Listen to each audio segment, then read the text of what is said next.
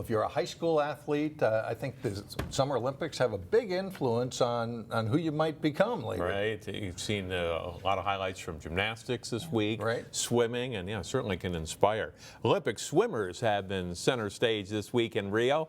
This week on his What I Did This Summer series, Jay Wilcox talks with a Wayzata standout who might have an Olympic future.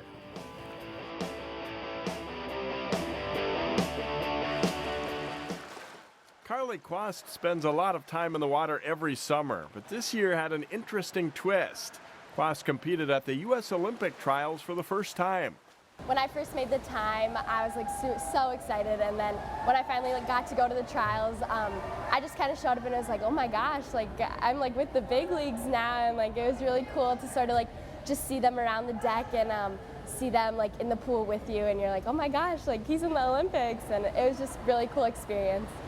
Carly had no expectation of being a serious contender to make the U.S. team, but she felt she did well in her event, the 100 backstroke. I think I did pretty well. I didn't necessarily get the time I was going for, but I feel like based on how I prepared for it, I feel like I did a pretty good job. Quast swims in the Aqua Jets club program and loves it. It is plenty of work, though. Usually on Monday we try and do more distance. We have doubles on Monday, and then doubles on Tuesday, just normal practice on Wednesday, doubles on Thursday, and then just normal practice on Friday and Saturday. So it's a lot of swimming, but it really helps at the end of the season when you can kind of look back and be like, okay, like all my hard work is really paying off. So.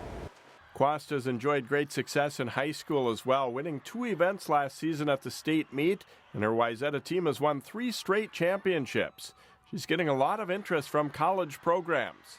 I've gotten a fair amount of emails and calls. July 1st was a little crazy. That's like when they can start calling you, but I like Notre Dame, Michigan, Ohio State, Purdue.